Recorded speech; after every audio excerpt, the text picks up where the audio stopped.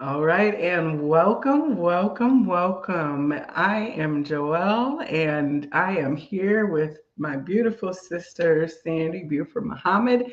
This is the Family Mapping Constellation channel, and this is the space that we have created to talk about this powerful, powerful work that is transforming people's lives every time we get together. And so tonight is my opportunity. We're going to have a curated conversation, something that Sister Sandy put in the hopper a couple weeks ago. And I'm very, very excited about it. So, we're giving it just a minute or two here for everyone to kind of get the notification that we're going. But while we do that, let's take care of the housekeeping and introduction. So, my name is Joelle, and I am known as the Vibrarian. I am here to elevate, enlighten, and empower. And on my journey, I'm always seeking out experiences, be it massage therapies or modalities or workshops. And I had the beautiful, beautiful blessing to be drawn into the circle of influence of beautiful sister Sandy here over a year ago now. And I experienced firsthand her modality of healing known as family mapping constellation. And since that time, I've been bringing people to mapping workshops and bringing folks together, and the connections and the threads have just been such a blessing to me. So, Sandy, would you please introduce yourself and share, of course, first of all, let me not be remiss in saying hello to your beautiful mother who has blessed us this evening for this conversation. So, homage to our elder matriarch who is here. So, Sandy. Yes, yes, yes. Thank you so much, Joelle. I appreciate you. I'm honored to be here on your platform talking about what I find very near and dear to my heart. Truly, what I believe is the root of all of who we are and what we do. I am so grateful for you and for all that you have done and all that you continue to do to support this effort. I am Sandy-Beaufort-Muhammad of Soul Wisdom International. I am the a curator of Family Mapping Constellation.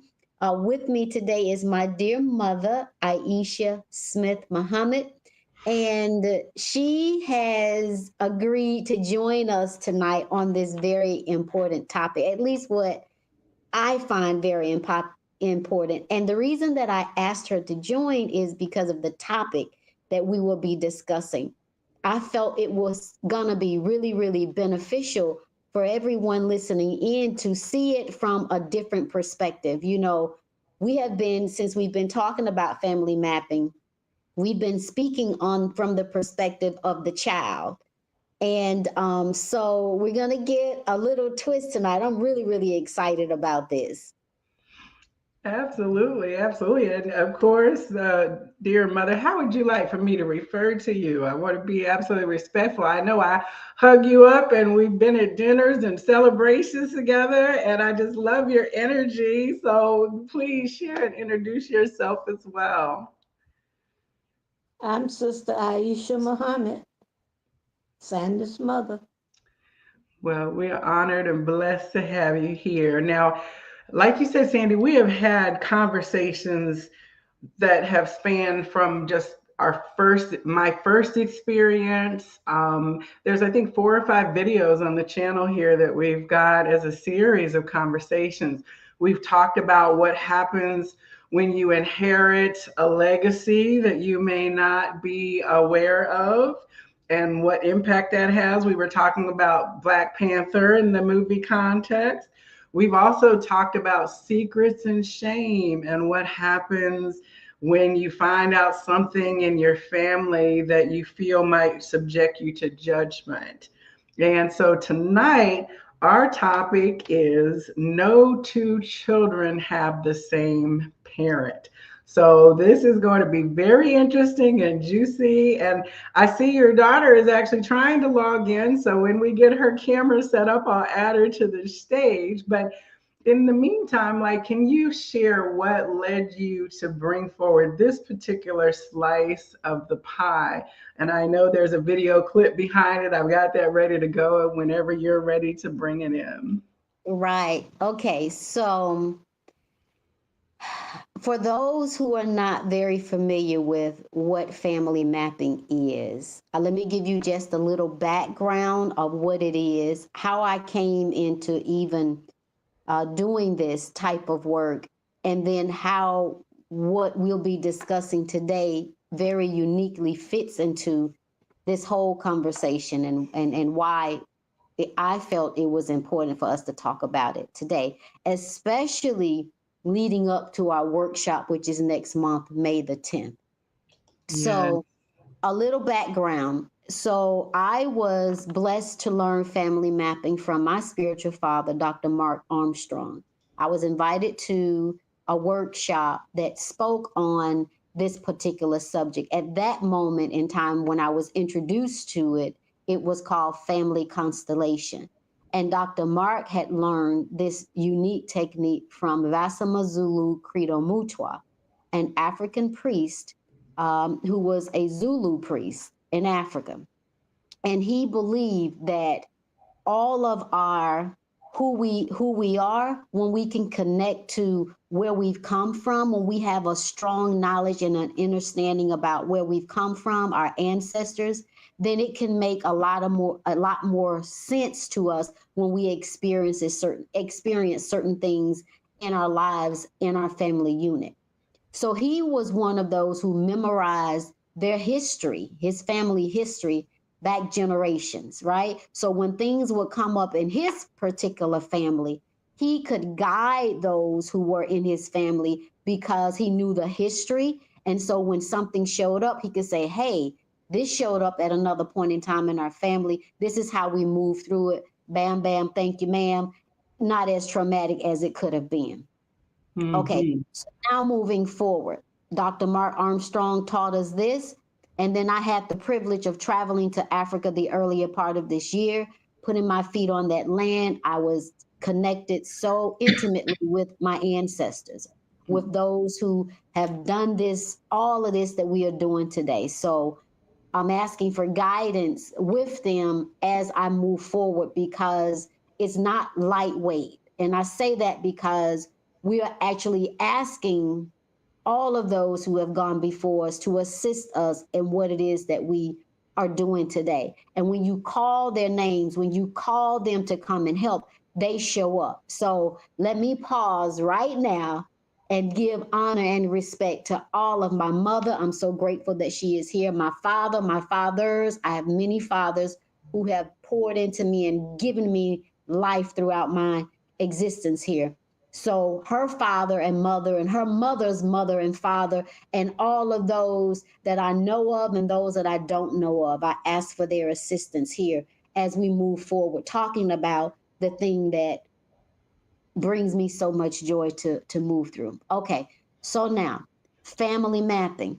That process is where we come together and we have support individuals who are trained in helping individuals who move through emotional upsets and traumas that would be present with us, that always are present with us, that assist me and yourself, Joelle, with helping individuals move through traumatic experiences that they've experienced in their families, which defines how they make choices, how they move forward in life now. Okay.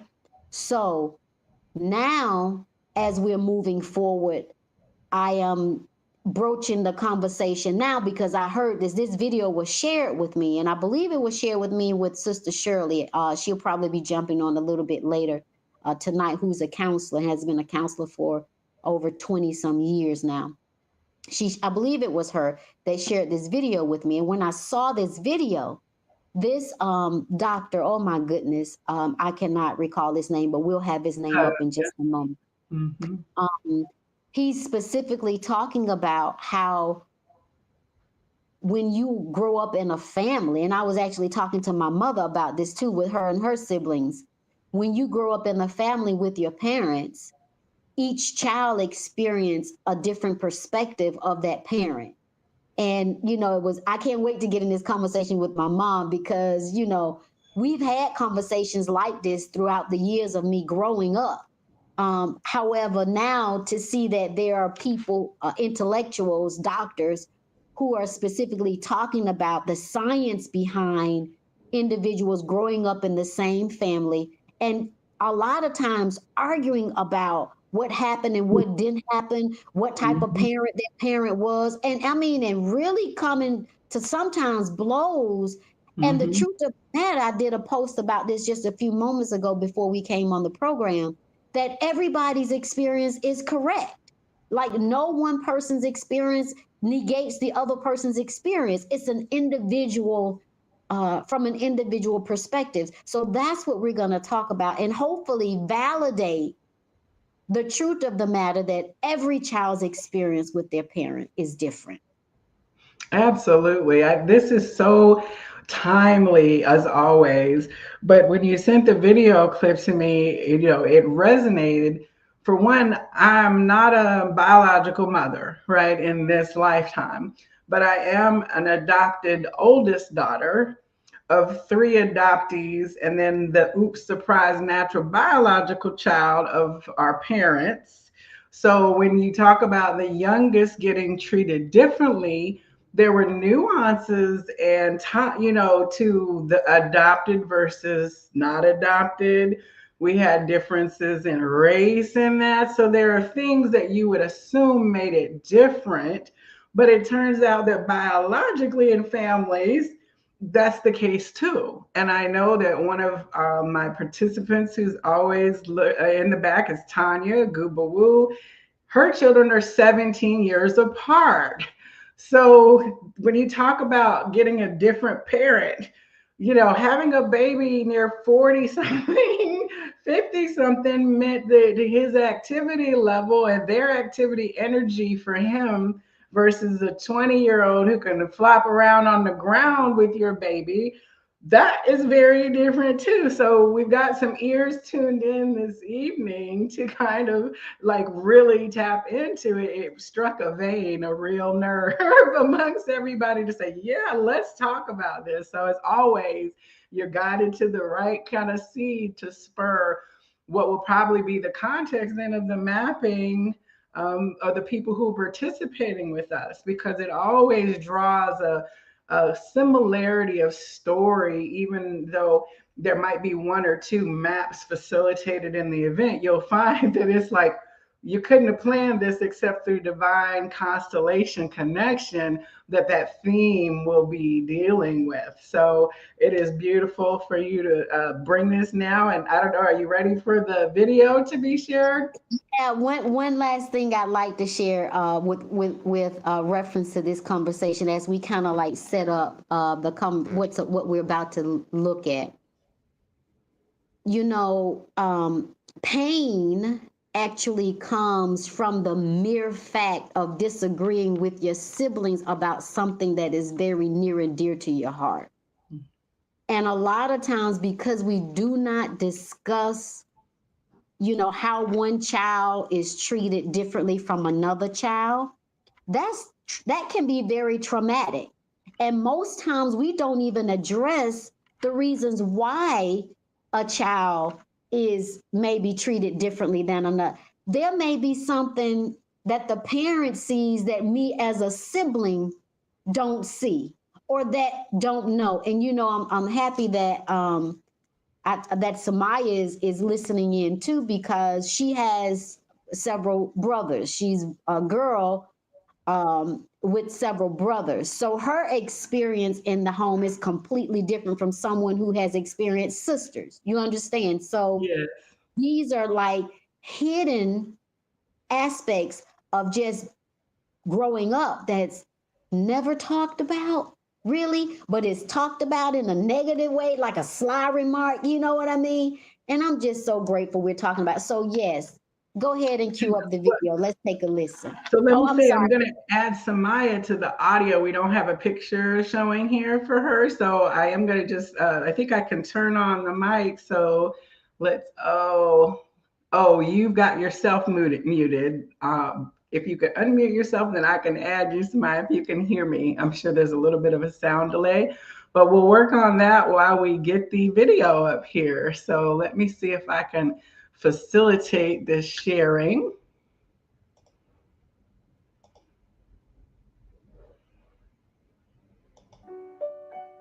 Is the sound coming through? I'm often asked that if things are environmental, then why is it that in the same family, two children receive the same parenting, the same food, the same toys, and one of them will have ADHD, the other will not. One of them will be an addict, the other will not. One of them will have this or that condition, the other will not. First of all, this is also true of identical twins. And then you can obviously say, well, if the genes are the same, how come they don't? The answer is that no two kids have the same environment. No two children have the same parents. My children live with the same parents, even though they have the same mother and father.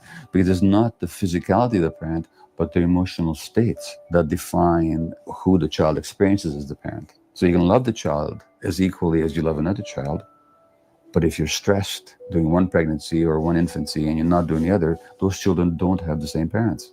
If the economic situation changes, if the parental relationship alters, those children don't have the same parents. Furthermore, of course, there is such a thing as the inborn temperament. D.W. Winnicott was a great British child psychiatrist. He said that even if a mother could be the same mother to 8 of her children, which she couldn't be, he said, but even if she could be, they would still have 8 different mothers, because temperamentally they would experience her as different.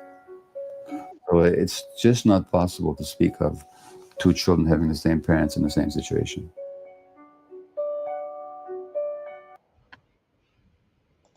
I hope that came through. Yes. Okay. So mom over here, she's like, Mhm.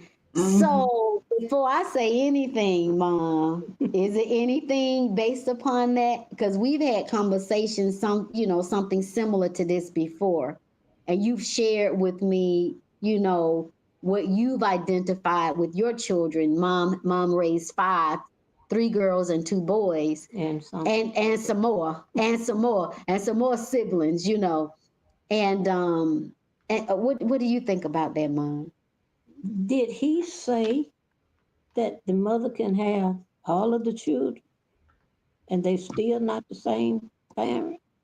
Yes. So from the perspective of whatever the mother experienced while she was carrying that child, Mhm. the experience of the child would be different from another child when she was carrying the child at another time. Mhm. So that makes the experience of these two children, or however many, different as if they grew up in two different households. Right. Mhm. I So mean, if you I, look at it takes 9 months and then recovery, right? And then the next baby is born. Whole shift in political, economic, emotional, external, different cells, different rhythms, all Whole of that. different. Yeah. yeah, well, I got that. And just thinking back, raising my children, no two alike. They all are different with different personalities. Now, I've learned that I had to deal with mine on their personalities. You deal with each individual as an individual. That's how I had to deal with mine. And it sounds just that little bit I heard. It makes sense that you can have all of these children and they all are different at your mind, doing your mindset and the things going on with you in your life all affect your children. So that's why we should stay prayerful while we are carrying these babies. And you just have to learn to deal with each one by their personalities, how they are, how they come here. Uh, and One you thing have, I'm sorry, I would ask though, I think there's all the idea of that first time mom, first time dad, where you've never raised a child before. Like there's anxieties about what does this mean? what does that do? And then I'm washing all the bottles specifically, and by the time you get to the third or fourth one, you're like, oh, they'll be all right. Pick that up and give them that pacifier. You know what I'm saying? There's a relaxing that happens after you realize that you're not gonna like harm your baby or like the nervous, because it's a huge responsibility. So even that relaxing of, I know how to diaper this baby and how to burp him, and I know what it means when they're crying, when they haven't got the words yet. You know, you relax into that differently as well. Yeah. I know we're trying to get Samaya's microphone here unmuted. I will say I also met, so I went to a birthday gathering and I sat across from you, Sister Aisha, and Sandy, your sister, was diagonal from me. And it was Yes. so interesting because I saw the similarities in you, and then I saw the differences completely, but this kind of activist, service, empowered woman energy that you clearly got from your mother was there in both of you. So I experienced Yeah. your two daughters differently, just out of the world. Yes. Yeah. Absolutely. And it's so profound, what you added to the conversation, Joelle, with reference to economically, what position our parents would have been experiencing environmentally if there were in, like, we just experienced COVID, right? And they say you can tell the difference between a COVID baby and a non-COVID baby. Like, it's just so it's so many different factors that contribute to how a mother carrying a child and a father carrying a child together, and whether the father is present or not, and what type of relationship the mother has with the father. I mean, there are so many dynamics that contribute to our personality. And then as I was listening to my mom, an epiphany came to me. And I've talked about this with other women before, but my mom was saying you have different personalities, right? And to me, what I saw was whatever she was experiencing, that child mimicked whatever it was that she was experiencing environmentally, emotionally. And when that child came forth, it's like, voila, like you see where you were at the moment in time, and of course, genetically and those types of things contribute to that as well. But it's like we get an opportunity to see ourselves from another vantage point. Mm. You know what I mean? And another time and space, we get to meet ourselves. And that right there was deep. To me, that was an epiphany. Listening to you, Joelle, and listening to my mom, that was an epiphany. And so I'd like to share. Samaya says she's just observing right now. She's going to stay on mute for now. Um, but I'd like to say, my mother and I and Samaya, we go places together. So we have like this 3-generation perspective when we're traveling and people meet us. They be like, wow, that's like 3 generations. That's like really, really cool, right? There are things that my mother did with me as a child that helped prepare me as a mother, right? And these things we don't talk about. Like, we just go on in life. These are the unseen treasures that are passed along. Like, we don't talk about them. Even you, Joelle, and your motherly instinct, because you've got a godson, you take on responsibilities like a mother as well, even though you have not physically necessarily birthed a child. And so, through that process, there are many things that define us as an individual, right?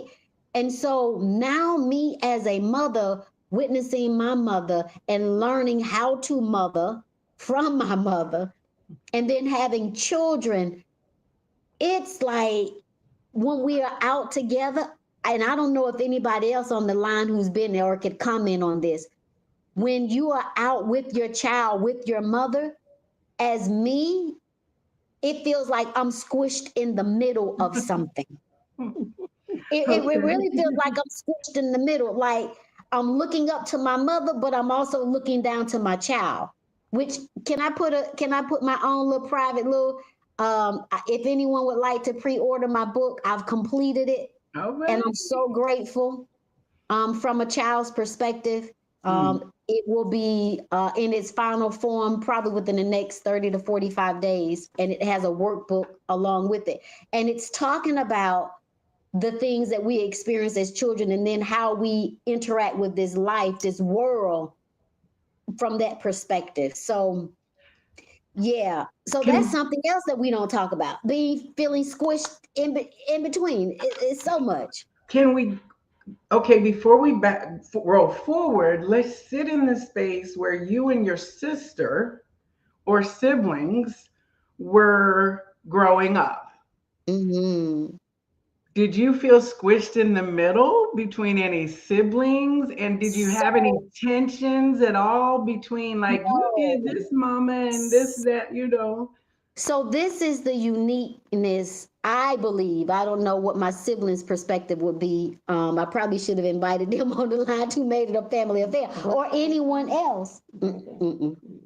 Or anyone else who is on the line. If you would like to invite a sibling on the line and maybe, give us some conversation in the chat, like everybody can't come on camera, but you can send messages back and forth to us, right? I was the youngest of my siblings. So as growing up, I didn't my perspective about our our house and the things that was going on in the house was completely different, which is why I wanted us to play this video. Was completely different from my other siblings. And we've had conversations where we've sat around, much like you all and your siblings, where you've sat around and you've talked about certain things like, I don't remember the parent that they remember, and it's like my mother is laughing now because I don't remember that parent. Like my relationship with my mother is completely different than what they say and that I witnessed. That may have had something to do with the type of child that I was. I don't usually pay attention to a lot of the things that don't feel good or whatever. So I don't know. Your oldest sister is in the chat. Welcome, welcome. And if you want to sidestep and email her the studio private link, Sandy, feel free, and we can Yes. bring her in either by audio or video if she wants to participate. I love that. So, how many siblings again are there? I grew up in the home with five siblings, but we have other siblings that lived outside of the home as well. And will come at Okay. times. And would come at times as well, which also their perspective is even different. This thing is deep. Very deep. She'll be able to join us by audio. So if you can email or copy I'm out getting that ready link to her, I should be able to just add her voice to the platform. Thank you. This is wonderful. yes. The map expands, and those who need to show up for this particular thing are called in, and that's beautiful. As Tanya says, divine timing. Wow. There's terms for all kinds of things in psychology. Middle child syndrome, when you're displaced in the orders of love that you have understood to be the baby and you're no longer the baby, or the feeling of almost motherly responsibility that can occur for the oldest daughter when there is a younger child. Like, there's so many layers to this. So, It's um, come. My mom just said she wished my oldest sibling was here, my brother who transitioned a few years ago. He would have definitely been able to share what his life was as being an older sibling with all of the responsibilities of that. And if we have anyone on the line who is an older sibling, chime in as well. This is a very interactive conversation. And looks absolutely. like, did we get a comment there? Yes, that's me, middle child, first daughter. Wow. That's your That's a sister. Your lot in sister. itself. Is That's it? a whole lot of dynamics in that, Joelle. That's your sister, I think, getting ready to come on here. And then we had Tanya say earlier that, she was, she said, I understand perfectly. I was a full-time corporate lady in my 31-year-old's life. With this 13-year-old, I'm a stay-at-home mom. Mm, yeah. Like, who is that? That's Tanya. That's one of the young ladies Oh, okay. who yeah, that's one of our sisters here Okay. that that's here in the chat with us, who always tune in. That has the delicious. She made our birthday cakes for us, Mom. Mm, Tanya Yeah. did for our birthday. You tasted her cakes. mm, Yeah, Yes, yeah. That's Miss Goober's Gourmet. yes, yes. I mean, the whole thing with even male sibling expectation versus female sibling, regardless of birth order, right? We're talking about the pattern of the Godhead, the masculine and feminine order that is manifested down through biology in our family. So, Mm-hmm. it's very interesting about how we show up and where we mimic our parents, or model would be a more holistic term. We model our Mm-hmm. parents in good ways and bad ways, or Yeah. challenging ways, if you say. She wants to know, where are you sending the link? I just texted to you directly. Okay. Yeah, I just texted to her directly. Yeah, so I mean, there's just so many pieces of the puzzle. And to bring it then forward to what you were saying with your sisters, the parenting that they learned, the lessons that you learned that you now recognize as you sit in the middle as a mother and a daughter at that intersection, I'm sure they also then inherited different lessons about mothering from your mother, and that they then patterned in their own children. I'm sure all of you are kind of different in your style of parenting in terms of the variation, the manifestation, right? Yeah, oh, Mom want to say something. they all are different from how I parented. And She, we're she better wanted or worse, that to or be she both. wanted that to be heard, okay? They don't parent like I did. They Would you parent say that, what would you the say the difference, one of the main differences that you observe in parenting style? they're too lenient on the children. They too social with the children nowadays. And it's okay to love your children and do for your children, but you treat children as they are children. Now, once they become adults, you have to treat them as adults. But growing up children and teenagers and parents, mamas and daddies need to be mamas and daddies, and children need to be children until they grown. Mm, y'all heard that, okay? And a part of that would be, maybe we wouldn't have some of the experiences and things that we see with our children today. Yeah, because I had laws and rules to follow for my children. They had to follow the rules and the law in the house. And if they broke them, they were punished. And nowadays, parents don't give the children rules and laws. The children bossing the parents. I'm laughing, and I think that I can have lead permission, Tanya. If I don't, go ahead and flag me on the play. But her mother is similarly of a strict generation. Okay, here's your sister. Okay, coming on. So her mom, of course, thinks that there's a little too much leniency, right? Mm, But with her youngest son, he is on the spectrum. So certain disciplinary things, it was recognized early on that that just wasn't going to be the way that he understood either punishment or shaping.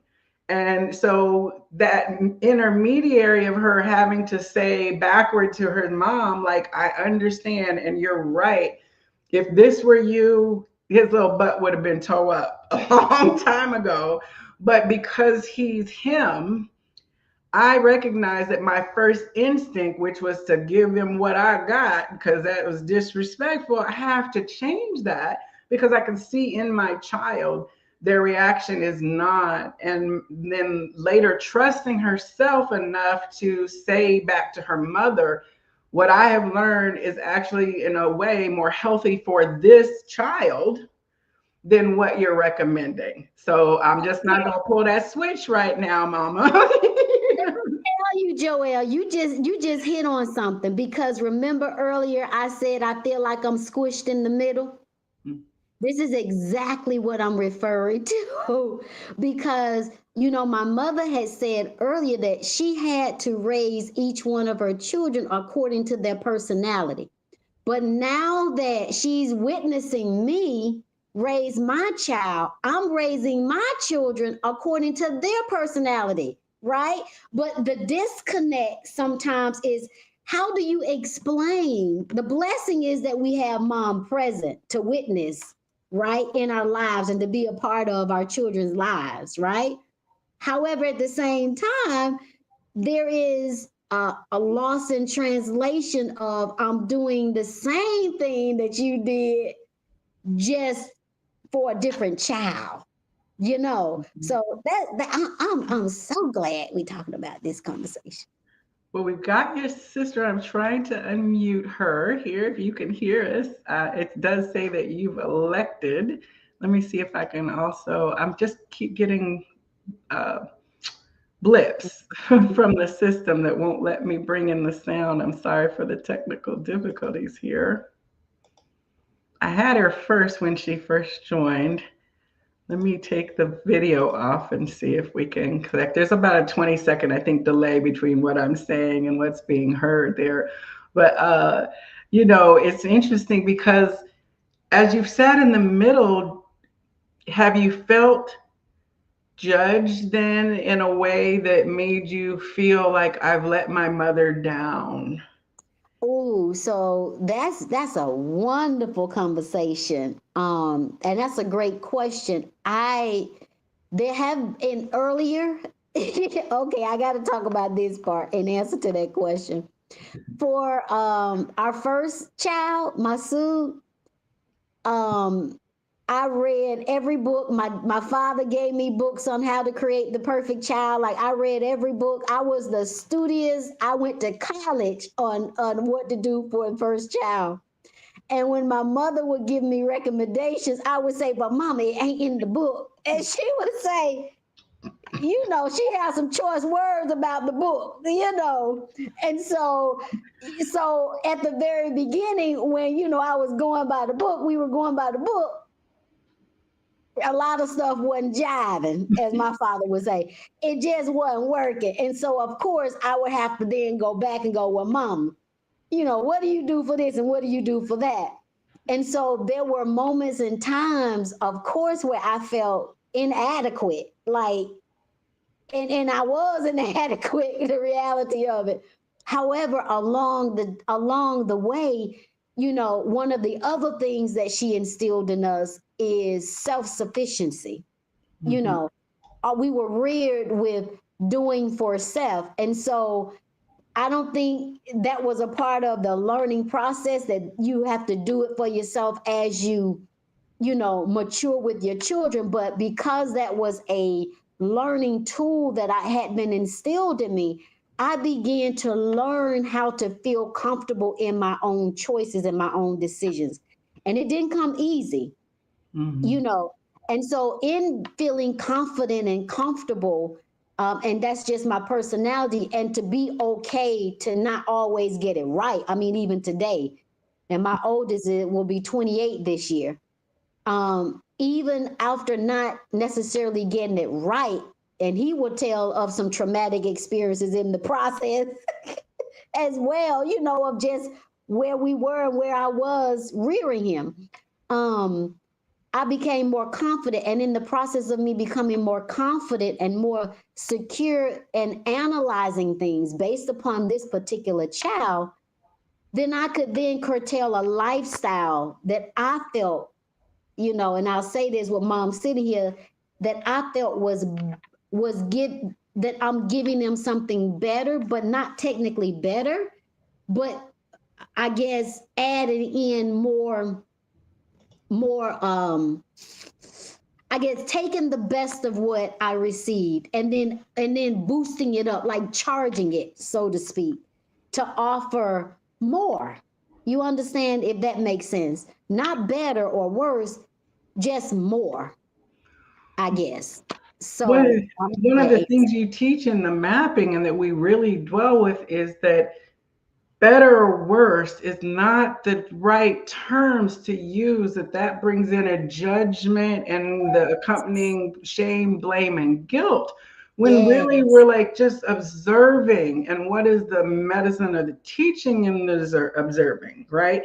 And there's Hmm. this kind of running joke in society about, oh, we all end up in therapy and it's your mama's fault, right? Like, oh, you're in therapy to talk about how your parents messed you up, right? That's the comedy thing of everybody sitting on the couch when they get in their mid 40s across from their therapist trying to process through their childhood. We laugh about it in that context, but it really can be a painful thing when there is this feeling that can hurt a person's self-esteem, because if the person who birthed you, somehow you feel like they think that you're not doing like something so important as good parenting, that can really, really reinforce maybe a harm story or a shame story or a judgment story that might have been running in your family for generations of never quite being able to live up to You some know, archetype. that's so powerful that you're talking about that, Joelle. And as you're speaking about that, my mind went to my mother, and you had asked me the question about having feeling judged based upon how I reared. But I'd like to know if mom would like to give a little shine a little light on if she ever felt judged based upon how she reared us compared to how we rear Yeah, we rear our children.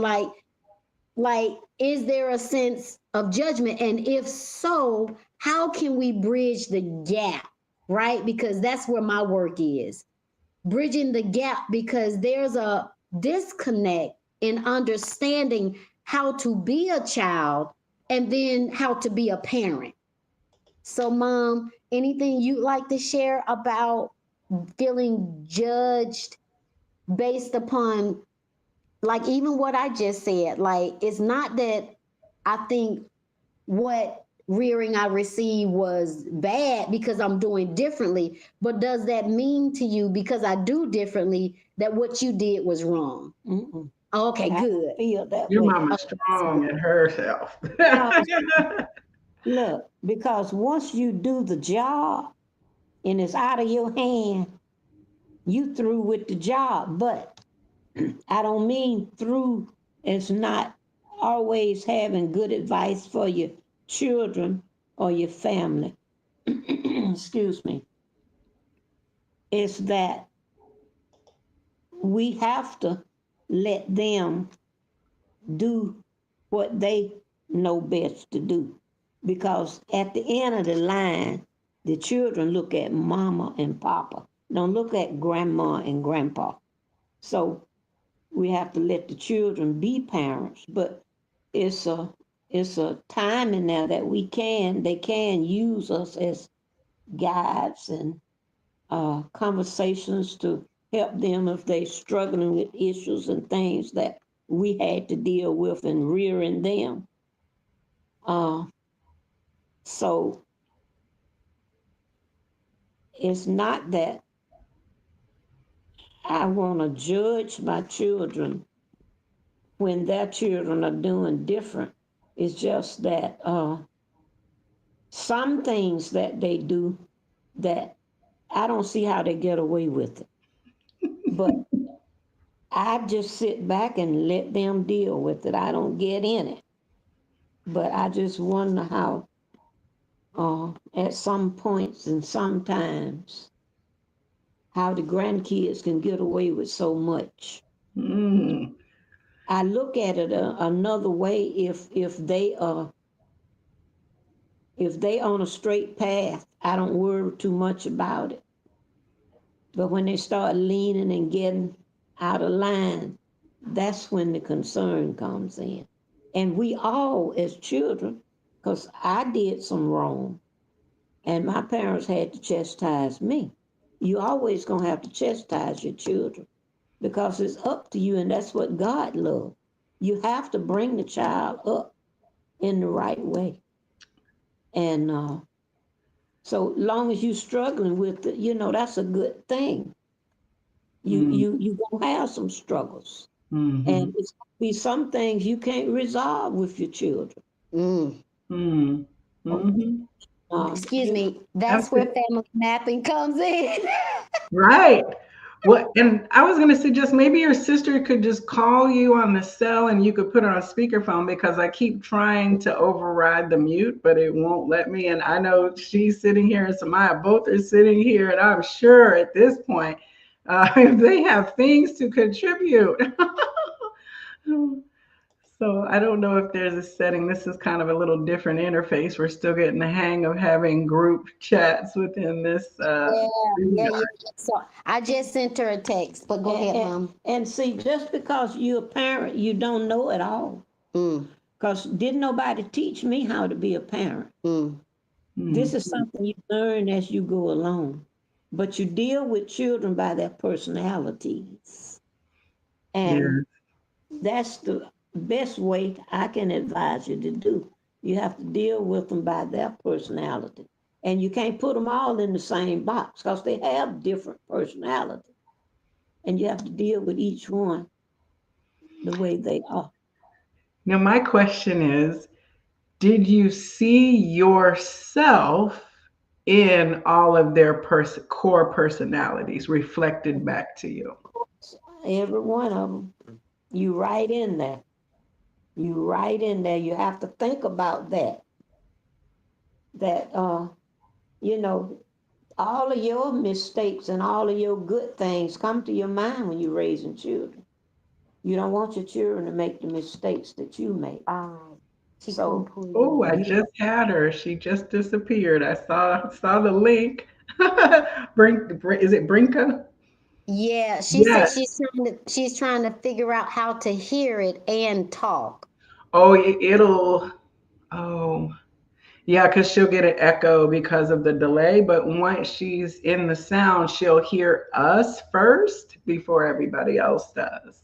Okay, so would you like to just contribute talk here on the speakerphone with us, or do you want to try to keep trying to get in? It just finally flashed that I saw her camera as I said that a few She just, seconds ago. yeah, she says she's in and she can see everything, but she just can't seem to unmute. Oh, okay. Well, it did. She disappeared. I could see Samaya here as well. So thank you everyone for your patience. I know we're gonna still hear a word from her before this closes. We will get this technology worked out for sure. It's so interesting because you see almost like a flash of your personality as you perceive yourself, right, in your children, like, oh, that's my, oh, I remember that my mom and I used to tangle about that, and here she is reflecting this to me. Now I know what parents mean. I think that's a common experience, like when you start to realize through your own parenting journey how right your parent was and why they did the things with you they did. and raising your children too, you have trust. Mm. And you can trust one to oversee the others where you may not can trust the other one to oversee the others. Uh, you can leave certain ones together alone, and some of them you can't. So you have to, you distinguish out That's those deep. kinds of things. That's deep. That's almost like being you have to be as a part of the parenting role. You've got to be a strategist. You've got to be in intelligence. You have to do your own intelligence. You've got to be your own problem solver. You've got to be your own um That's why you got to stay with God. You have to pray a lot, raising children, and ask God to guide you. And so all of the good that come out from after you pray and move out, you move out on what He put in your mind, And it worked. Look at Mm-hmm. that. It worked. You just have to be a praying person raising children, really. And most of the we all turn out better than than we think we might. But yeah, I was thinking about the trust thing. So in my family dynamic, like I would have been trusted with in keeping my brothers, right? But my Mm-hmm. other brother would have been trusted to not have an accident in the car, right? But you don't perceive that nuance when you're 13, 14, 15.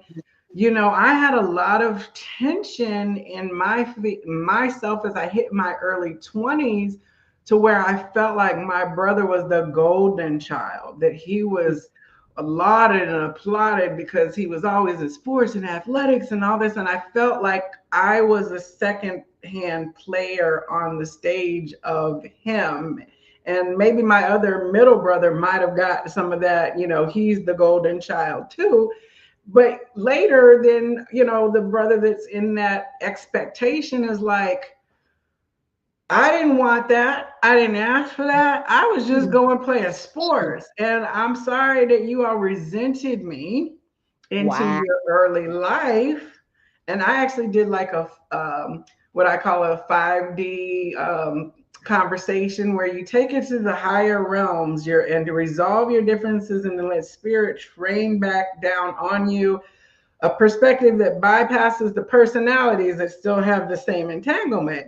And in one of those meditations, that's where I was shown that I had harmed him because I was always like angry and somewhat bullying to him, because I was a big bossy older sister. And that he always felt, I think, energetically, and he would probably never admit this in 3D if he was ever watching it, but this is what I got from the spiritual planes, was that he felt like he would have felt like he came up lacking to me, and he just wanted his big sister to think he was awesome too. He didn't care about the world, but he got from me, like, say, a resentful energy. And I Mm-hmm. think that shaped in some of the conflicts that I was trying to resolve in my adult life with him, you Mm-hmm. know, and that was enlightening for me because that happened when I was in my late 40s, Wow. you know, before I realized that tension had been underlying. And then through releasing it up there, certain things shifted in the way we operated, probably through me first, because I relaxed and understood and went for forgiveness for being who I was to him when we were children and didn't even know what patterns we were encouraging in each other. That's the one you got it. Mm-hmm. Okay, I sent you. I text you the StreamYard link. You gotta email it to Well, Yeah, yourself. we're waiting for the pop on here. I know some Maya. I still am. She's still here. She's been here the whole time. In Okay, terms of email it to yourself. your relationship with your granddaughter, mm-hmm. right? So the three of you, I see you out all the time too. Saw you at the gym, right? Like the three of you, as Sandy remarked, are kind of this triumvirate that rolls around places. Like Mm-hmm. the experience of grandmothering, then how how do you see that when you're out with the two of them? Do you see your daughter in a mini version of her, her They mini act me? like sisters. They act Okay, like they so sisters. that's interesting. Mom said we act like we're sisters, but I would tell you, anybody who witnessed me and my mom growing up, we did everything together.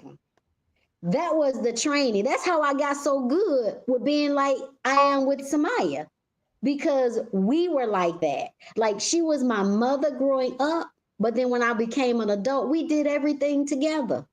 So that's interesting that she's witnessing that now. That's very interesting. I wanted to. Brinka is gonna try to come back in, so just look out for her coming Okay. back in. She's gonna try to come back in from the computer.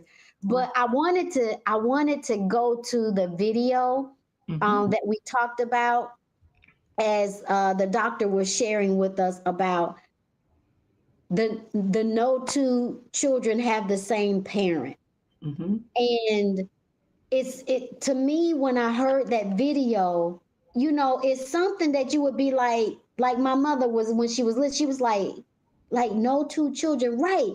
When she said what she said, you have to treat the child according to their personality. Mhm. That confirmed exactly what he said. You can't treat two children the same. That's right. And so if we can't treat two children the same, that means that these two children are experiencing a different parent. Mm-hmm. Mhm. Right? Sense. Right. I can't treat you all the same. That means that each of their experiences is going to be different. It flows back and forth each way. It's not just one way. The parent can't treat the child the same way. And think about this too. Everybody, I think that's Brinker trying to come in. Mhm. Yeah. Every personality in the universe is different. So this aha moment coming was just another piece to fill in and a confirmation, like, yeah, right. We just don't talk about that. We just never thought to verbalize that, which it confirms no two fish are the same. Something else that none of our fingerprints are the same. None of our body structures are the same. And so if that is all true, then what makes us think that our personalities are the same? I mean that, and so now, And that's something that we as human beings need to learn to respect of each other. That that's each deep. one of us are different. As long as we Absolutely. respect and honor each other. Can you hear me? Yes, we can. All right. Welcome. Wow. Welcome finally. You, hello, everyone. Good evening.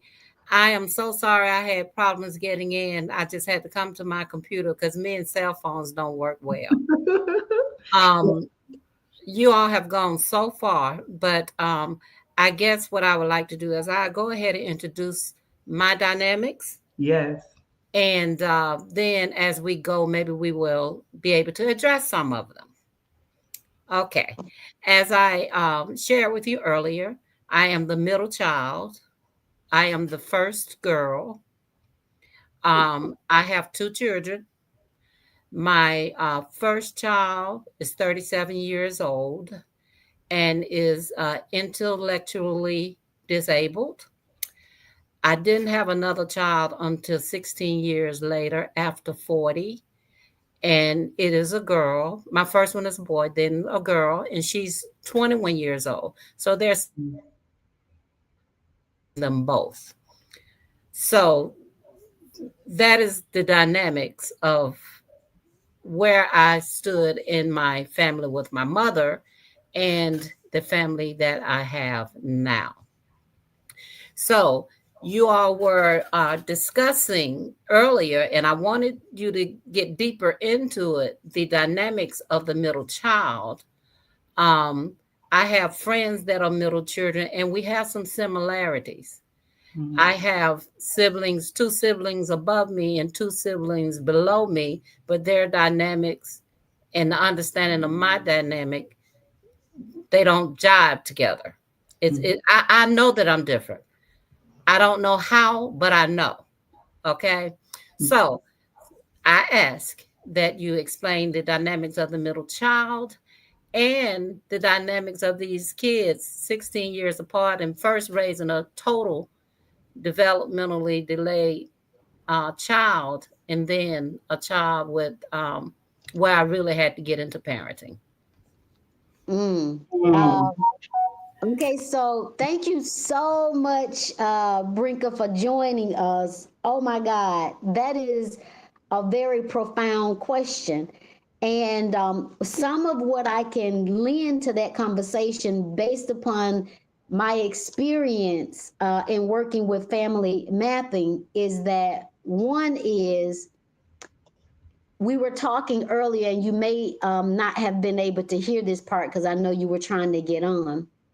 We talked about how, and the video clip that we played, we talked about how no two children in a home have the same parent. And you would think, Play that again. um, You oh, want me well, you want me to play it again? yeah, Yeah. We yeah, got it queued up. I'm trying to put a little comment here real quickly about middle child syndrome. It's a little too long, so I'll break it up. But it's a term used to describe the perceived feeling of neglect or exclusion experienced by children who are neither the oldest nor the youngest in a family. It's a Mm. belief that these middle children might feel overlooked by their parents compared to their siblings, leading to unique personality traits and behaviors. While not a formally recognized mental disorder, for the AI labeling, is a popular topic in psychology and parenting discussions. So Mm. I'll put that right there and see if I can get this video to come back without the the what do you want to call it? The commercials that YouTube likes to put in. But if you want to pause there before we do that for the middle child statement. Mm-hmm, hmm. All right, Brinka. So, what do you think about that? That I saw the verbiage. first I saw the first video that you put up with the gentleman explaining the dynamics. I saw Oh, that. okay, okay, okay, perfect. All right. So, Good, I good. all haven't right. missed anything. I just couldn't Oh, respond. okay. Okay, perfect, perfect. Okay, so thank you so much for that, Joelle. So we will segue what the video was sharing um in reference to your question that you asked. So if we can agree upon that no two children have the same parent, right? Regardless if you're first, second, third, fourth, fifth, or 20th child, because there are some with very large, the parenting is not the same. Okay. So we have that component. Then we have the dynamics as Joelle just read, and Joelle is a middle child as well, and the firstborn. No, Oh I'm no, the you're old, not. You're the oldest girl. you You're know, the oldest girl. I'm the oldest, period. I gotta wear my badge. I got the oldest sibling syndrome. Okay, okay. I'm My the oldest. apology. Okay, my apology. My apology. If someone on the line can relate to this dynamic as well, we look forward to your feedback and your insight. Um, so so Brinka, you got a couple of things going, right? You are the first girl after two boys, which I believe how many years difference is it between them, Mama? Uh, 3. 3 years between the boy and the oldest boy closest to Brinka and Brinka. So you got 3 years, and then you have a girl, and then you have another girl. How many years after? 2 years and 1 day. 2 years and 1 day after. So you got the dynamics of being the first girl, learning and situating yourself amongst siblings who don't look like you, don't act like you, don't have the same interests as you. And then you have a mother who's experiencing a girl for the first time. So technically, you're also like a Mm, firstborn. So mm, everything that you experience is probably similar to the oldest child, which is our brother. So you've got stuck in the middle, you've got having to be accountable like an older child, and then you've also got a parent who really is experiencing this as well. So the same dynamics that you're experiencing, the parent is experiencing as well. So Because I'm the third child. oh, okay. And so your mama is the third child as well. Our mother is mm. the third child as well. So you've got the complexity of your mother experiencing the dynamics of that middle child syndrome, as well as raising a child who's experiencing the exact same dynamics of being a middle child. Um, And I see where you excelling like you have always. I can see now where that comes because me, of my family, I excel over. everybody, look at that. Look at that. Okay. So, Brinka, is some of the clarity coming at least with understanding the complexity of what it is we're talking about? Absolutely. I've always felt like the oldest. Even my Mm-hmm. older brothers always told me I was the oldest. Mm-hmm. And I always felt accountable. I always felt responsible. Mm. Um, and and I know that was because I was the first girl, so it created a whole new dynamic. Mm-hmm. Mhm. So in the book that I just finished writing, Brinka, I talk about how the expectations from parents, depending upon what parents are going through in the pregnancy, it will put sometimes undue responsibility on the children, right? But the parents are not realizing that this is undue. It's just something that they have to do based upon their own circumstances, right? And so what happens is I talk about how now you as a child can gain your rightful position, like energetically, realizing that this is what was expected of you. The truth of the matter is, you now can be placed in your rightful position and you can let that burden go because technically that's not your position to hold. And you don't have to hold it once you come to the reality and the realization that that was something that was placed upon you. And at this moment in time, you can relinquish it. You can assume your natural state as the middle child, allowing that responsibility to be placed where that responsibility should have been placed. So even though you felt that way leading up to this very moment, you do have a choice now to energetically allow yourself to breathe and say, and if you may have already done this, you know what I mean? I don't want to assume that you have or haven't. However, you can relinquish that responsibility because the siblings that were under you and the siblings that were above you are no longer in need of you having to hold that because it truly was placed upon you, one by parents and two siblings, because it was the parent, mom said, Brink is responsible for X, Y, and Z. However, now you can relinquish the energy around and what that created in your life. Does that make sense? Yes, but I tell you, it was a blessing for me because Oh, I was born into a position to be a leader, and it makes me the awesome leader I am today from experience. Mhm. So it was a blessing for me, and so I've taken it as that this was my what this was my thing that my way was already paved. mm, Mhm. It was Mhm. already paved, and God prepared me the way to be who I am today. Mm.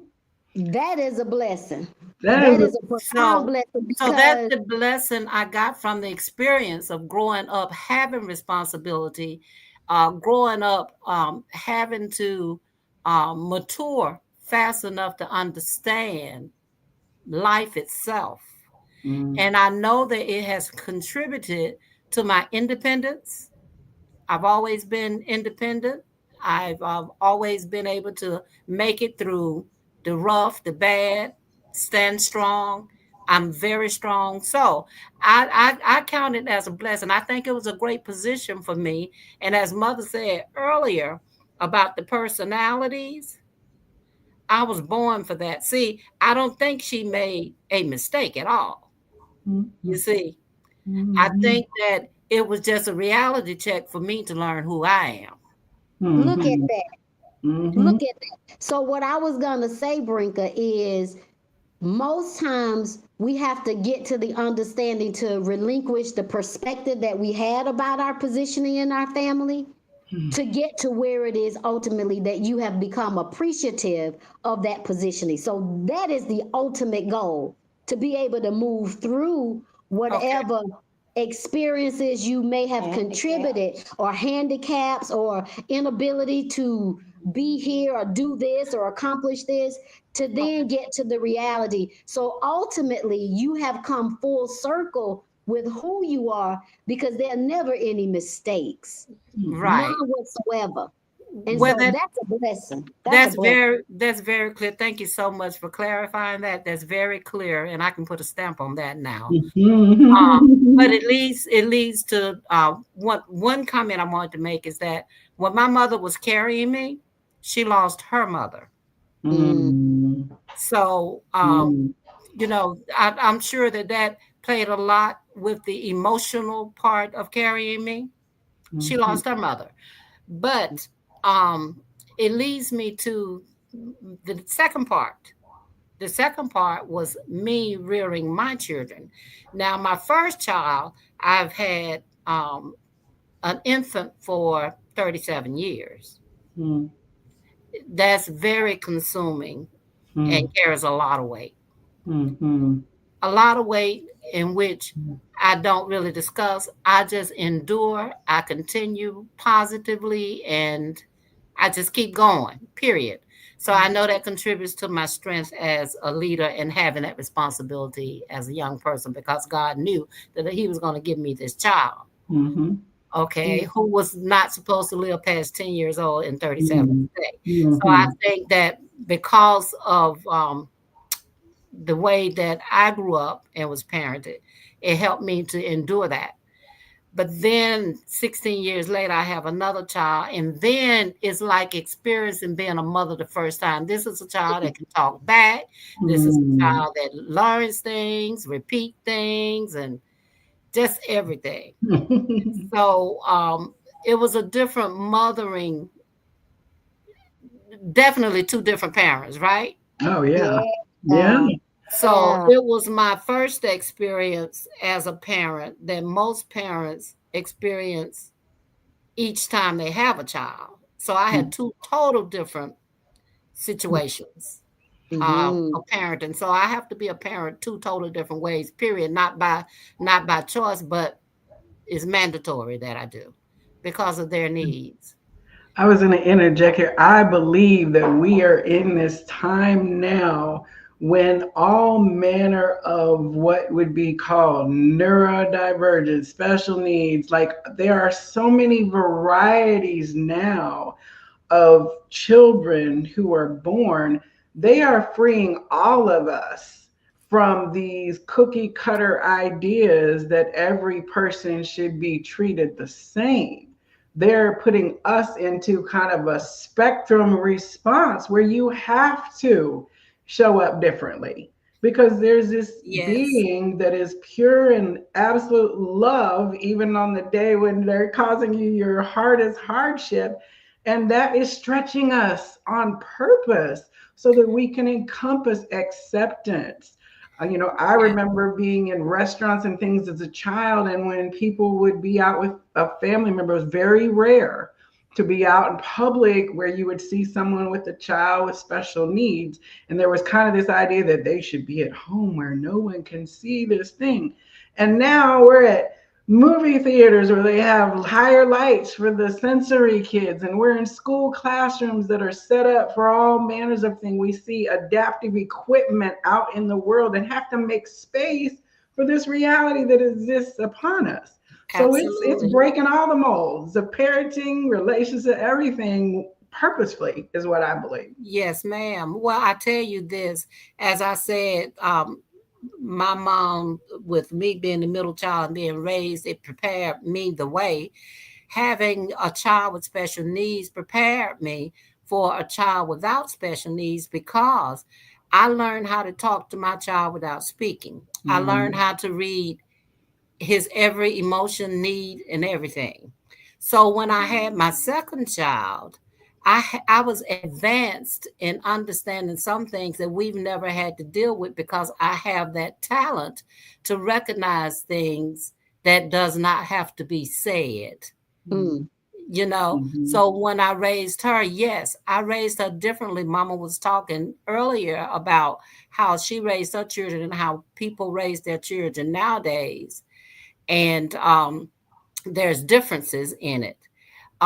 I raised my child differently because one thing, some things I didn't have to do because I have the intuition, I have the skill set to be able to recognize certain things and adjust them without even having to speak on them or to speak with her on them. I could just take actions and it worked. So some things I just didn't have to do that mom had to do. mhm, And so it gave me the opportunity to work in other areas that were important. Mhm. And being over 40 with a young child, it took some energy as well. But some things I didn't have to deal with because I had those intuitions and I have that talent. So it's different. You're absolutely right. I am Mhm. two total different parents to my children. And the experience from the first one helped me with the second one. And so now I understand how the baby could be totally different with parenting because the parent has gone through experiences in so many areas. And I know parenting does not come with a manual for each child, Hmm. but I don't know if this is the right way to say it, but the easiest way I can say it is that I didn't know what to do as a parent, but I knew what not to do.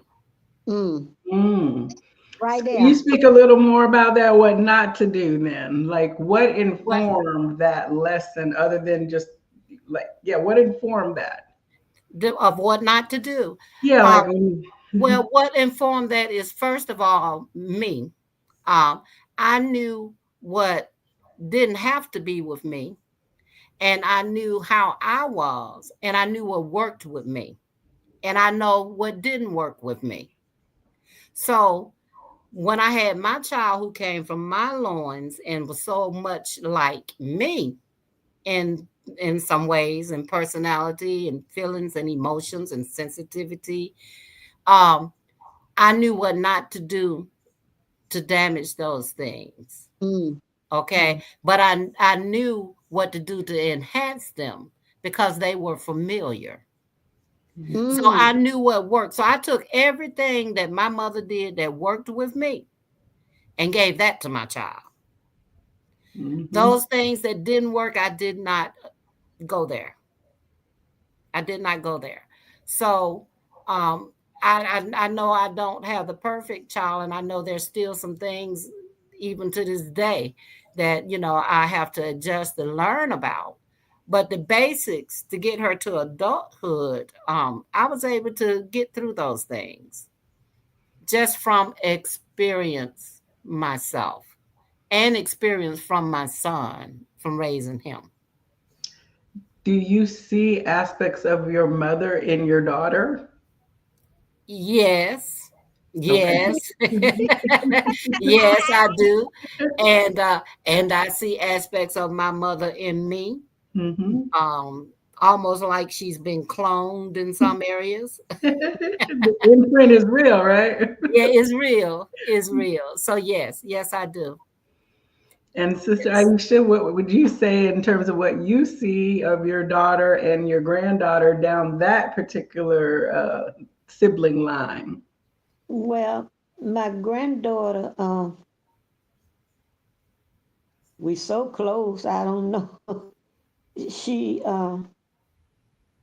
she's she's just such a good child uh that you don't have to say a lot, and you don't have to deal with her a lot because she came here already knowing.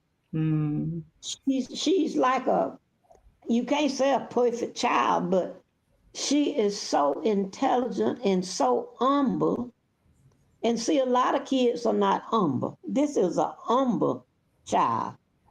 She is so humble. She she listens. She don't argue. She don't say I'm not gonna do it. She don't say I'm gonna do it. She listens. And you don't find kids like that nowadays. Every child just about got some mama to say about wait, everything you say to she them. say mumbling. That's what she yeah, said. I know. I'm just mumbling. Yeah. And they don't agree with you on nothing. If this child don't agree with you, you don't know it. And are there aspects of Brinka that were like that, or is that a departure from how you saw She's her a as a daughter? she, she's a zero turnaround from her mother. Absolutely. And just to break that down, remember I said I learned the things what not to do. One of Hmm. the things that my daughter learned very early is that I listen to her more than I dictate or talk to her. Or Mm, and I don't assume anything with her. I Mhm. allow her to explain to me what it is. So I listened to her. She learned to listen to others, you Mhm. Now know? that's so profound, Brinker, because the beautiful thing about parenting is, as you mentioned earlier, that you take, and I mentioned it as well, you take all of the good that you received as a child and you put that in your children. And then the other part that you do is, like you said, the things that you don't want, but it's still the unknown. We're figuring it out based upon that particular child's personality. And so what I've seen and what I am seeing is that when you get a parent who has perfected themselves, very key. A parent who's perfected themselves, when you see their children, you see the best version of that which they've perfected in themselves. Mhm. And Oh, that's this is a blessing. This is Mhm. truly a blessing, and this is why we need, it's so important that we need our parents, not Mhm. just as children growing up, but as adults. Because what I have discovered is that by being a child of my mother's, at every phase of my growth, this is a universal law. This is not something that's specific for me. This is a universal law that at every phase of our development, God bless us to be here for us a long length of time, we discover more and more aspects of who we are. We never get to a point where we have arrived and, oh, this is who I am. No, we learn other aspects. And with our parents, thank God, our mother is still here, Mhm. right? We can then bounce off of those aspects of who they were at this age. And we can still evolve because the more conversations we have with them about how they were at the age that we are, we can take that wisdom and then expound upon it. You understand? So it's a constant evolutionary process, even where Brinky is in her age and where our mother was at her age. Like you can see the things and you can see the comparisons and you can say, this is what our mother used to tell us all the time. If you don't do better than I did with you as a child, with your children, you ain't did nothing. If you have not exceeded what I did, you Mhm. did nothing. And so all of these sayings, all of these perspectives, all of these things that have been ingrained in us as individuals, we take that. There's no way for us to get outside of that until we say, yes, this is for me, or no, this is not for me. Yes, I will use this. No, I'm not going to use this. This is not applicable. This is applicable.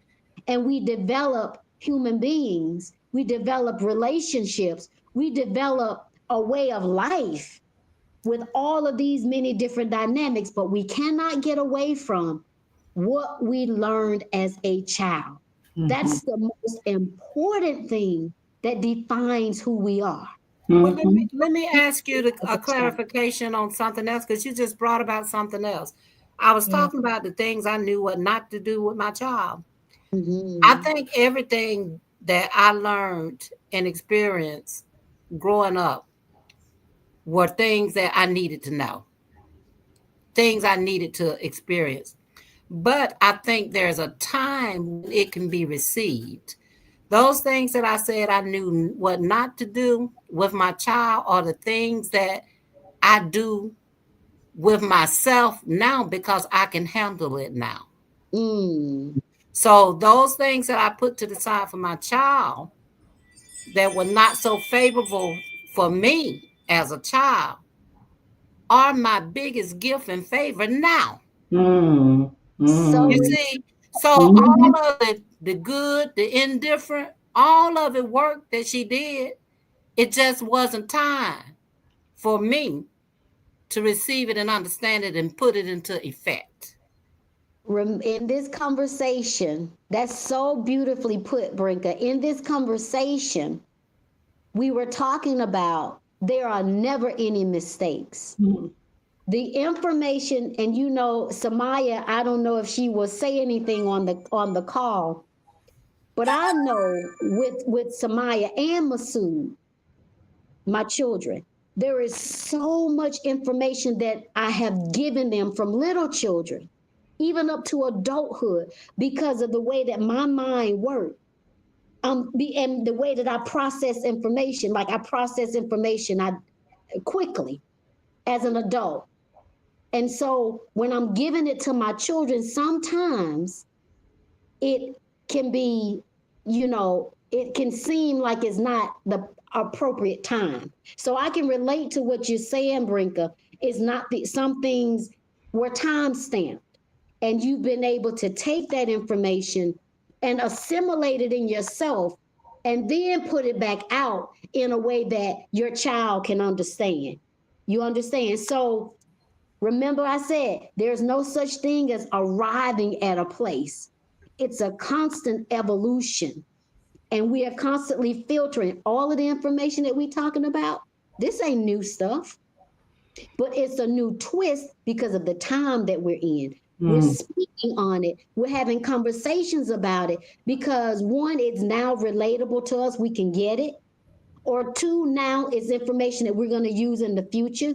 Or three, we have an elder sitting here that can translate really what it is that we're saying as a whole from three generations, at Mm. least on this line today. There are three things I want to bring up. So when your mother said earlier, you know, I've done my raising of my children, and I sit back now in my appropriate place. That is that seed then that Brink is talking about that blossoms in her awareness and her behavior, not at the time when she needed it for her baby, but in the time. That's part of that trust that mother sits back in, like, I know I gave my best of all my love, and I trust that they're going to be the most amazing beings that they could be. So there's that statement, right? Mm-hmm. Now, metaphysically speaking, let me bring this in as I always do. We have the experience of moving from the age of Pisces, which was about structure, organization, government, religions, institutions. It's very four pillars, right? So those beliefs of the parents of that were, you know, you should take care of this child. This child is out of control. Like, you know, when it's passed down, we think you're too free and too soft and all these things. But that is part of the evolution of the Pisces, which moves into the Aquarian, which is an individualized sign that is focused on world service, not selfishness. So we have this emerging seed of beings that have been growing over the last 40, 50, 60 years that are thankfully way more free. I'm so much more free than my grandmother was in terms of the expectations of her and the judgments of her as a woman. But that same freedom then causes some tension between those who believe those hard structures, that's just the way it should be, and the child who is like, I don't even function in that reality. So you can keep those structures if you want. Hello, school. Or Hello, you Samaya. can meet me where I am. And that's part of the progression. And the other factor is we are now living where there are literally 5 or 6 living generations right now. Because if we've had like 17, 17, 17, 17, 17, 17, you can have great, great grandchildren and great, great, great grandchildren and still be on the young side. You know, we got people in their 30s who are grandparents.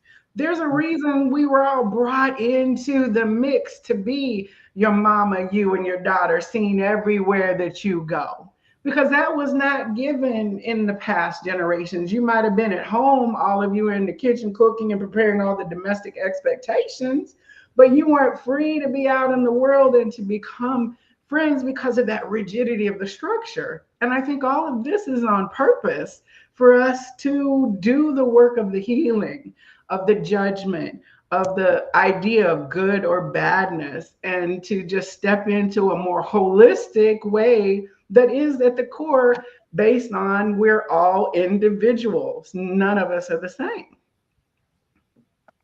That's powerful, Joelle. You know what you said.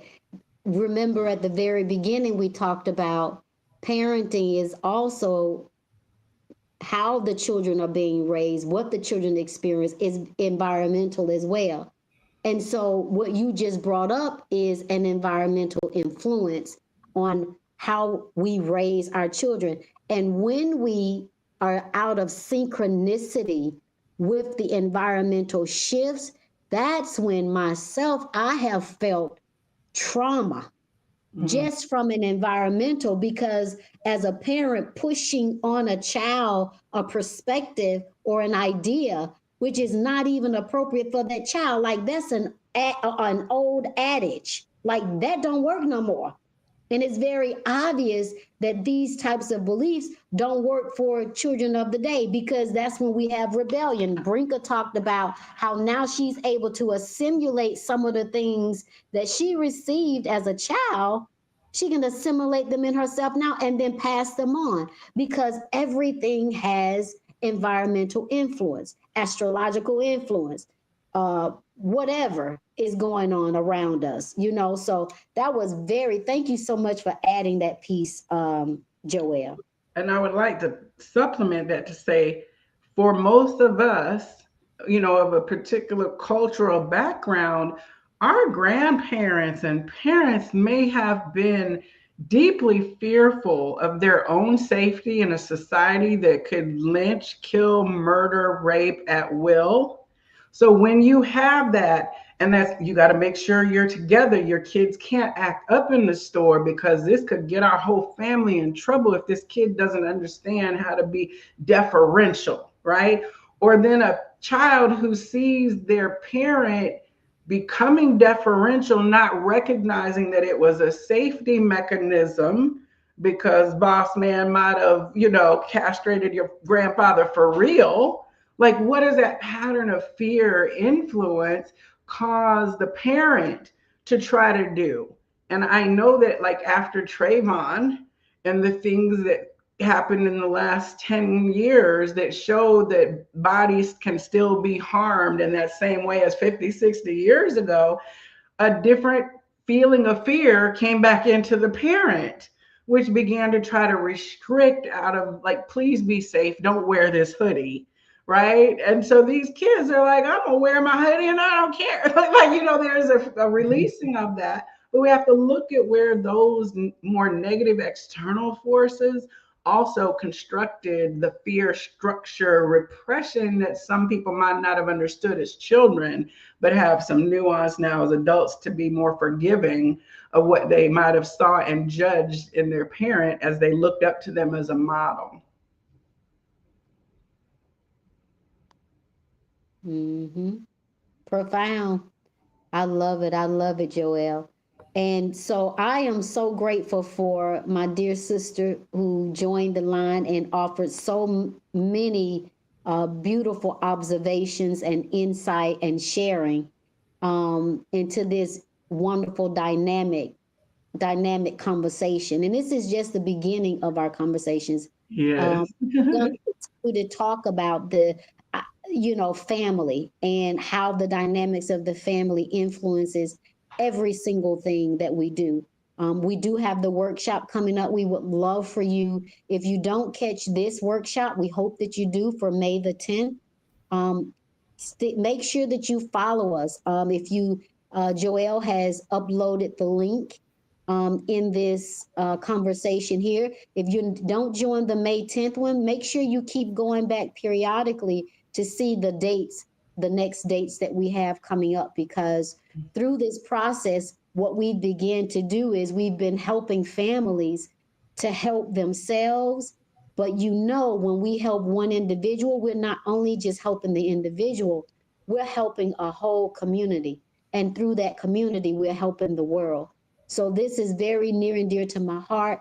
I believe it's because of the way that I was raised and my position in my family as being the youngest and having the ability to look up at everyone else and their lives and choices that they made. I believe I was strategically placed in this position to do this work as well. So I'm grateful for everybody who's tuned in.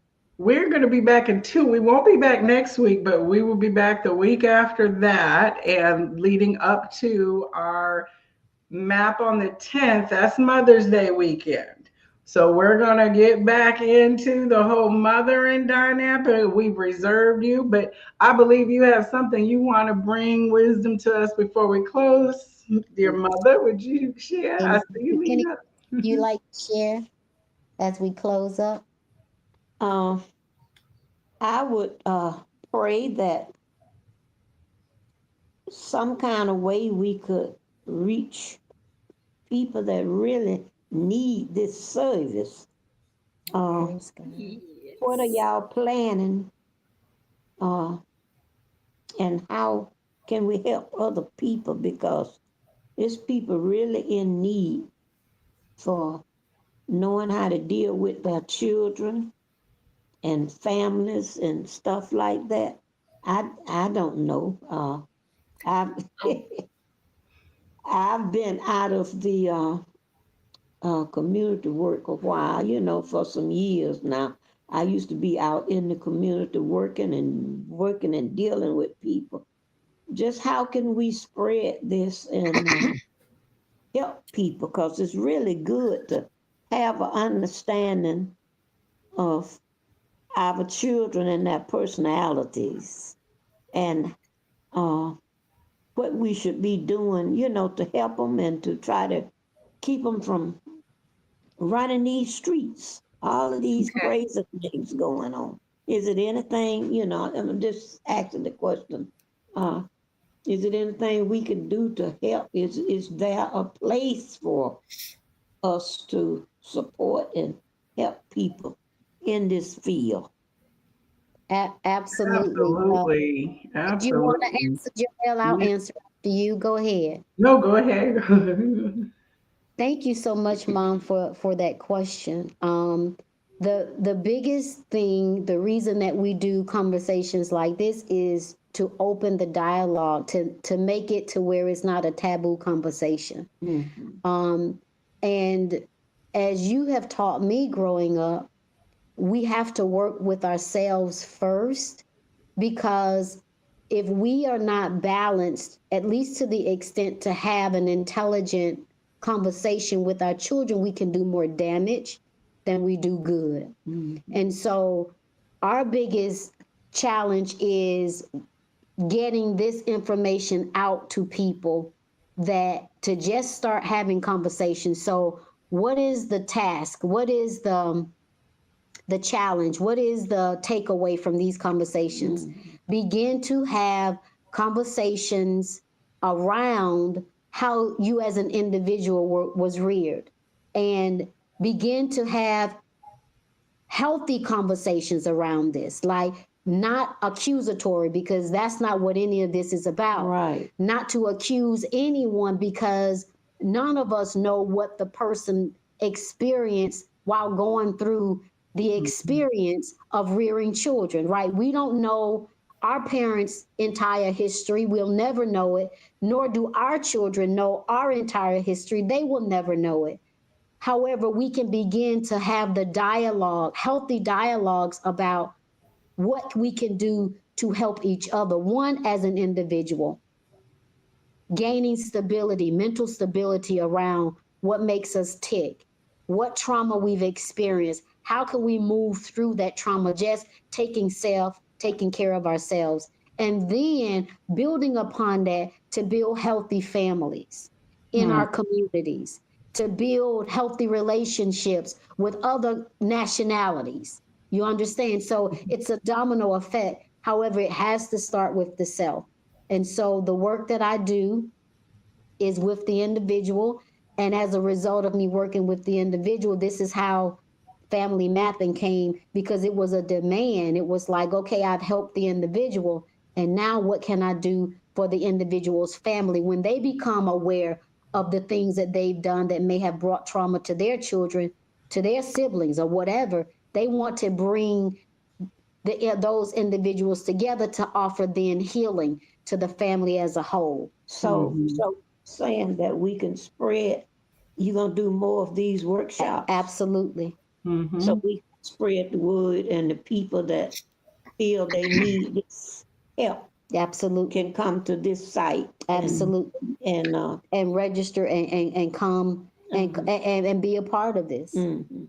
Well, and I'm going to circle back to Brinker in just a moment, but I can say for what my not plug, but affirmation of my experience was that, and I've done therapy. I've been therapy. I have no problem. I'll go to traditional therapy anytime because it's really good for mental health. This is not bypassing that. Like there are some things that you may need a different modality to deal with because we're not bypassing things like sexual trauma and addiction patterns and harm, which is definitely things that we're dealing with in our family constellation.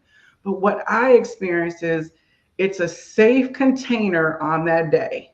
You go in there and you know that what is happening is held in sacredness, and it can be ugly and angry and pain, raw, just the things that you may not be able to express to the person in your family. I've seen people raging in a way that was almost shocking to me, but I never had been free myself to rage in that way. And I was pulled into that story. And when it was all done, there was like a new level of empathy for that kind of experience, not in any kind of pity or judgment, but just because you're standing witness for a person who has agreed to open the book of family in a transparent way, and sometimes things that people have not expected, that they were not planning to talk about in mapping, all of a sudden are on the table because this family energy is like, we are not going to allow this to remain hidden and operating back here, that none of you don't even know that the seed point existed 4 lines back. Mapping gives that space. And so for me, the natural organic expression is that I came to mapping, and then I invited one of my closest friends who I love to mapping, and then we invited the next closest friend to mapping. And so now we've got 4 or 5 people who've gone through mapping, who understand the language and who've also made themselves vulnerable in a different way that we hadn't, even though we were the deepest of sister friends. And that has shifted our whole way of moving in the world. So it's almost viral without even it being purposeful in terms, it's not marketing. It's like living, right? So I move differently because I understand my family a lot differently. It shifted me at a physical level and vibrationally. When I left that day, no one could have interacted with me the same way, much less I could not interact with myself the same way once I had received that compassion. And I felt so encompassed by that circle of people there that I felt like we were siblings and parents and children all together in some kind of way that I really didn't understand in the soul map of that reality. So that's my living witness version of what it's like to go through a workshop. And that's why I continue to show up. And I know that those that are meant to come, they come. So if it's tickling in you and you're like, what? This resonates. I got chills. I got bumps. I felt that. What's up?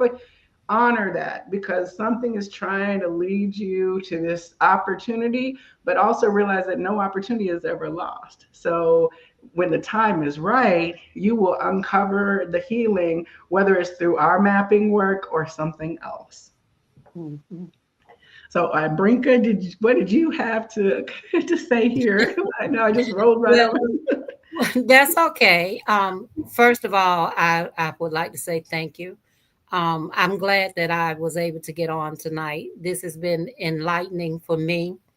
And of course, I'm always in the right place. As I was telling my mother earlier today, I'm not out there looking for anything. It just keep coming to me, and I provide services. I know you're not aware, but I am a very, very active community person from a lot of different aspects. I have um, an organization called the Equalizer, one community matter at a time. I have Mm. resources, and my goal is to empower, educate, and encourage the community in several ways, be it health, mental, physical, with disability, veterans, name it. I deal with all community matters one at a time. And it's ironic to have this conversation tonight because I'm working with some people for the kids, for teenage kids for this summer, and I'm working with their parents in certain ways, trying to get uh, trying to create an environment where we can better help parents with controlling things that are going on with the young adults in the world, their children. So many parents have so many questions and don't know what to do, how to do. So I definitely would love to collaborate with this platform. But I can do different. I can create an environment where we can have people come to have like a sit down listening session where you all can introduce these theories, um, and also be able to have a question and answer session in an environment where people are there to get answers to things like this, or Mm. direction, or to get resources. We were looking at creating an environment where we can educate, building strong communities and families. Mm. Right now, we're in an environment now that building a strong family is number one. And we've been Mm. talking about it at the table, but how we were going to go about it had not been mentioned. We had been talking about the hurt and pains of parents not getting help, and I have an artist that created a song for me. Can you hear me now? So we feel that people are not being heard. Young adults are not being heard. I actually had a young man at an event last night that I night before last that I went to, stood up. He was the only 16-year-old in there, and he said, "You are doing all these things, but you're not including us. Who's going to listen to us, Mm. and who's going to do what it is that we need done?" So I can incorporate those type of things. So I would like to get back with you guys offline and talk to you, and I would spearhead that environment to have you all come and sit down, in a very comfortable, relaxed environment, and some other people that I've talked to on some different matters, and we can present these theories, and maybe from there you all would be able to work individually with people, but to at least bring it to the forefront and for the community to know that it is available. I was That looking for is your website. I found your LinkedIn, but I didn't find your website. But we'll definitely, I'll put contact information here or email up on the screen if you want to share that. Um, yes, I will. Let's see. I'll can put she the put in the chat, Yeah, I can Joelle? put the email on here to Okay. Okay. I wear several hats. I wear okay. several hats in the community. The hat that I'm speaking of now is the equalizer. Did I spell it right when I did? I thought I saw with the Lyzer. Yes, it's Lyzer, the equalizer. And the website is not up, it is under construction.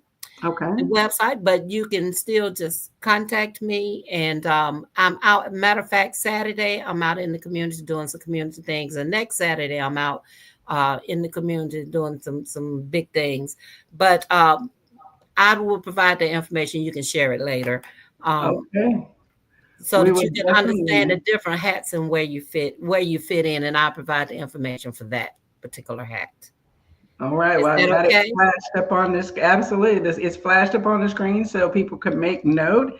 And I will Yes. come back to the show notes later on YouTube. And of course, if people, when you find this, it's meant for you to find it. We've been here live, holding it down. And I love that everyone who joined the chat, I did see you there. And of course, I appreciate the space you hold for us on the electronic platforms, and so this message will live now for a long time and circulate. And that is another atom of connection that is going to go out and draw us to the people who need the kind of medicine that is available through this very sacred and conscious work.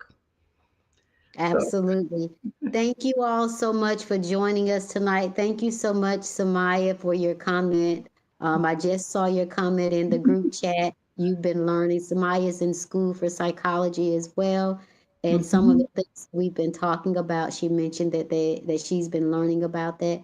Thank you so much, our back office. I appreciate you all always being here to support us. Thank you so much, Joelle, for all of the technological aspects you're learning more and more about to make this program so amazing and to be able to share it with the broader community. Thank you, Brinka, my big sister, for being here and sharing all the insights that you share and for sharing the great work that you are doing in the community. And of course, our mother, who we would not be here if Not it were here. for her sacrifices for us.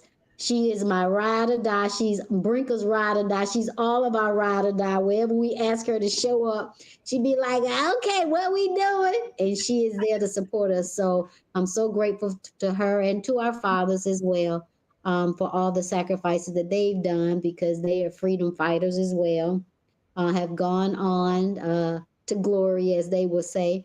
But we are tremendously grateful. And again, I'm so humbled. And I look forward to seeing you all who will be listening to this program at a later point in time, who are listening now. I'm looking forward to meeting you. I'm looking forward to helping you to move through the trauma that you've experienced as an individual and with your family through life. So that's all I got to say, Joelle.